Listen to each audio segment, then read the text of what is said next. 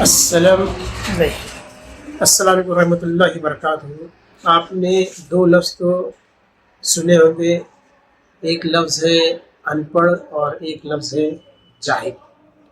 بہت سارے لوگ ان پڑھ اور جاہل کو ایک ہی سمجھتے ہیں۔ جب لڑائی جھگڑے ہوتے تو ہم یہ دو لفظوں کا استعمال کرتے کہ وہ تو ان پڑھ ہے جاہل ہے، لیکن دونوں کے معنی میں بہت فرق ہے۔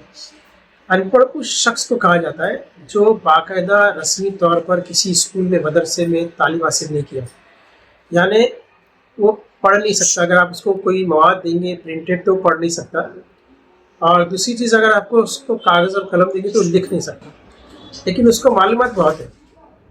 ایک ان پڑھ شخص کسی گاؤں کا مکھیا ہو سکتا ہے، سرپنچ ہو سکتا ہے، اس کو پڑھنے لکھنے سے وہ آری ہے، وہ پڑھ لکھ نہیں سکتا، لیکن وہ سمجھدار ہے، فیصلے سمجھتا ہے، فیصلے صحیح کرتا ہے، غلط کو غلط اور صحیح کو صحیح سمجھتا ہے، تو اس کے اندر اچھائی اور برائی کو سمجھنے کی عقل ہے۔ تو ایسا ان پڑھ شخص کسی گاؤں کا سرپنچ بن سکتا ہے۔ لیکن جاہل کا مطلب تھوڑا الگ ہے۔ لوگ جاہل کو ان پڑھ کہتے ہیں، لیکن یہ کانسیپٹ بالکل غلط ہے۔ جاہل وہ شخص ہے جو صحیح کو صحیح نہ مانے، غلط کو غلط نہ مانے، جبکہ اس کو معلوم ہے کہ صحیح چیز ہے، لیکن وہ صحیح کو جان کر بھی اس کو صحیح نہیں مانتا، اپنی بات پر اڑا رہتا ہے۔ اور جاہل کا تعلق پڑھے لکھے اور ان پڑھ سے نہیں ہے۔ جاہل انسان ان پڑھ بھی ہو سکتا ہے اور پڑھا لکھا بھی ہو سکتا ہے۔ بعض اوقات ایسے بحث چل جاتی ہے جس میں کوئی پڑھا لکھا انسان اپنی بات پہ اڑا رہتا ہے کہ نہیں میں ہی صحیح ہوں، آپ غلط ہیں، تو ایسے شخص کے بارے میں کہتے ہیں پڑھا لکھا جاہل۔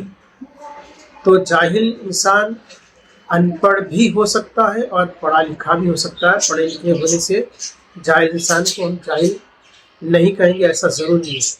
ابو جہل بھی سب سے بڑا جاہل تھا، اس کو پتہ تھا کہ آپ صلی اللہ علیہ وسلم آخری رسول ہے، اور آپ صلی اللہ علیہ وسلم نے جو بھی بات کہی ہے وہ سچ ہے۔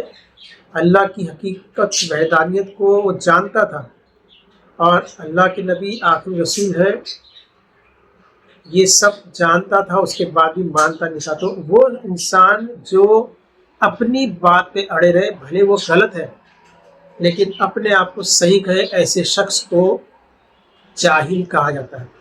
ان پڑھ انسان کو سمجھانا بہت آسان ہے، وہ پھر بھی آپ کی بات مان لے گا، لیکن جاہل انسان کو سمجھانا بہت مشکل بلکہ ناممکن کام ہے، کیونکہ جاہل اپنی بات پہ اڑا رہتا ہے۔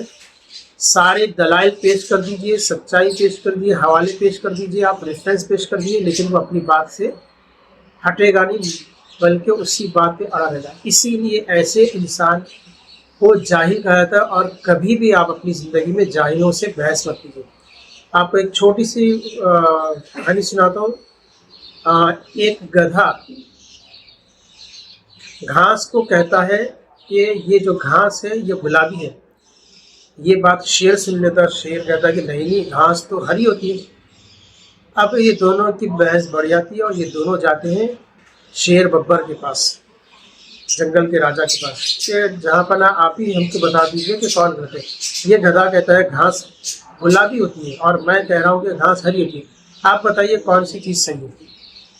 تو جنگل کا راجا شیر ببر کہتا ہے کہ جو گدھا کہہ رہا بالکل صحیح کہہ رہا۔